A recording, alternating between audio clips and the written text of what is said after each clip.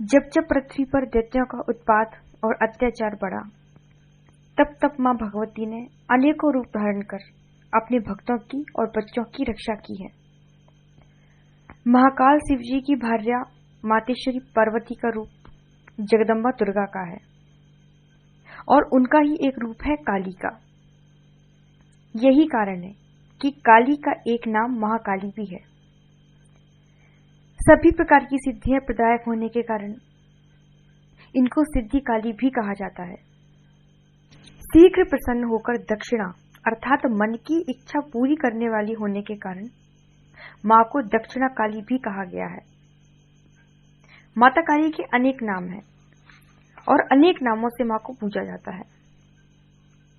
कहीं मां को मात्र काली, कहीं शमशान काली, दक्षिणा काली, महाकाली, अलग अलग नाम है मां के। और आज मैं आपको इन्हीं माता काली की शनिवार की व्रत कथा बताने जा रही हूं। अब शनिवार का व्रत कैसे करना है, कैसे उसका उद्यापन करना है, इसकी संपूर्ण जानकारी मैंने इससे पहले एक वीडियो बनाया था, उसमें दी हुई है। अगर आपने वो वीडियो नहीं देखा है तो आप उसे जरूर देखें।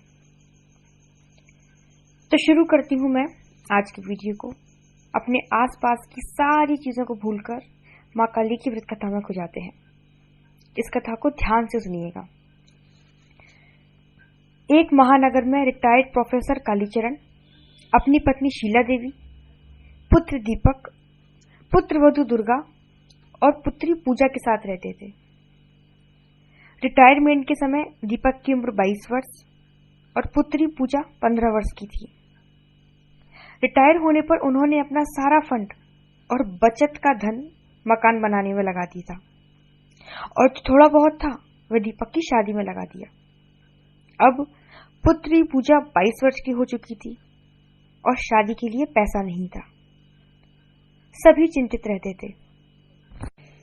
एक दिन पुत्रवधू दुर्गा की एक सहेली ने मातेश्वरी काली का 9 शनिवारों तक व्रत करने की सलाह दी। उसने कहा कि भगवती मां काली 9 शनिवारों तक व्रत और पूजा करने पर सभी मनोकामनाओं को पूर्ण कर देती हैं। पूरा परिवार पूजा की शादी को लेकर दुखी था और बहुत चिंतित रहता था। अतः माता शीला देवी, पुत्रवधू दुर्गा और पूजा ने यह व्रत करना आरंभ कर दिया। 2 शनिवार व्रत किया ही था कि पढ़ी लिखी पूजा को अच्छी नौकरी मिल गई।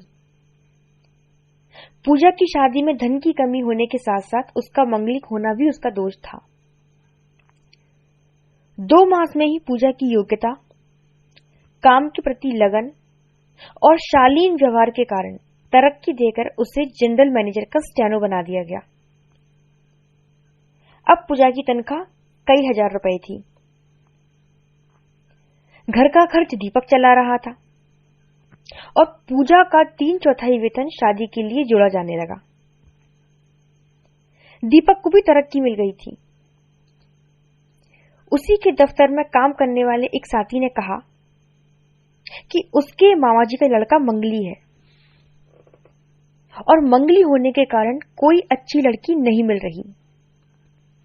यदि कोई सुंदर सुशील लड़की मिल जाए तो मामाजी बिना दहेज के ही अपने पुत्र की शादी कर देंगे। दीपक अपने मित्र के साथ मामाजी से मिला, लड़के शिव कुमार को देखा और शादी की बात की। घर पर आकर दीपक ने यह बात सभी को बताई। सभी बहुत प्रसन्न हुए और सभी ने भगवती का गुणगान किया। अगले रविवार को शिव कुमार के माता पिता अपने परिवार सहित दीपक के घर आए। पूजा ने उन्हें चाय नाश्ता सर्व किया तथा दोनों परिवार वार्तालाप करते रहे। दीपक के माता पिता, पत्नी तथा पूजा को लड़का पसंद आ गया।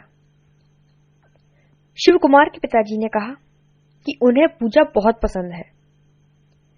वे बिना दहेज के ही एक साड़ी में ही अपनी पुत्रवधू को ले जाने के लिए तैयार हैं। उन्होंने पूजा के पिता से कहा, आप किसी पंडित से मिलकर शीघ्र से शीघ्र शादी का मुहूर्त निकलवा लीजिए। मां काली के 9 शनिवारों के व्रत के उद्यापन के 6 मास के अंदर ही यह कार्य हो गया था। शाम को पूरे परिवार ने मातेश्वरी काली की धूमधाम से पूजा की और उनसे निर्विघ्न तथा धूमधाम से शादी की व्यवस्था करने की प्रार्थना की। साथ ही कहा कि हे माता, हम आपका 9 शनिवार का व्रत रखेंगे। शादी का सारा इंतजाम आपको ही करना है। अब तो सुबह और शाम दोनों समय पूरा परिवार भगवती काली की आराधना करने लगा। पूजा नौकरी पर जाती थी, अतः प्रत्येक शनिवार को उसके माता पिता और भाभी व्रत रखते थे। प्रत्येक शनिवार को वे पूजा की शादी धूमधाम से निर्विघ्न पूर्ण कराने के लिए मातेश्वरी काली से प्रार्थना करते थे और उनके भजनों, विनतियों और स्तोत्रों का भी गायन करते थे। 3 मास बाद की शादी की तारीख निकली थी। एक रात्रि भगवती काली ने पूजा के पिता को दर्शन दिए और माता काली ने कहा कि तू कल लॉटरी का एक टिकट ले ले, तेरा पहला इनाम निकल आएगा। सुबह पूजा के पिता ने लॉटरी का टिकट खरीदकर मातेश्वरी काली के चित्र के चरणों में रख दिया और उनका पहला इनाम निकल आया। 1 माह के अंदर ही उन्हें 10 लाख रुपए का चेक मिल गया। दीपक ने अपने प्रोविडेंट फंड से जो ऋण मांगा था, मां काली की कृपा से वह कर्जा भी मिल गया था। पूजा का वेतन तो जुड़ ही रहा था, अतः बड़े धूमधाम से पूजा की शादी हो गई। माता काली की कृपा से शादी के बाद भी कुछ धन बच गया था, जिससे उन्होंने भगवती के विशाल जागरण का आयोजन किया। पूजा के पिता के परिवार के साथ ही उसकी ससुराल के सभी व्यक्तियों और उनके मित्रों ने भी पूर्ण श्रद्धा से इस जागरण में भाग लिया। सभी पड़ोसी और अधिकांश रिश्तेदार भी आए। उनमें से अधिकांश ने भगवती काली का यह चमत्कार देखकर मातेश्वरी काली की पूजा और 9 शनिवारों का व्रत यह आरंभ कर दिया। हे जगदम्बा काली, आपने जैसी कृपा पूजा और उसके परिवार पर की, वैसी ही कृपा सभी कहानी को कहने, सुनने, हुंकार भरने और व्रत करने वालों पर करना। बोलो जगदम्बा काली की जय, भगवती महाकाली की जय, रिद्धि सिद्धि दायक सिद्धि काली की जय, बाबा भैरवनाथ की जय, बाबा महाकाल की जय, मां के सभी 9 स्वरूपों की जय। तो दोस्तों, ये थी माता काली की शनिवार की व्रत कथा।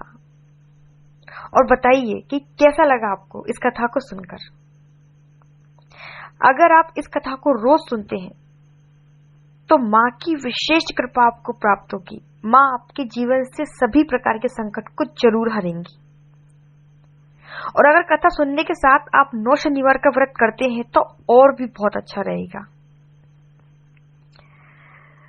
व्रत कैसे करना है, क्या व्रत के नियम है, ये वीडियो पहले बना दिया गया है। अगर नहीं देखा है तो उसका लिंक मैं आपको इस वीडियो के डिस्क्रिप्शन में दे दूंगी, आप जाके उसे जरूर देखें।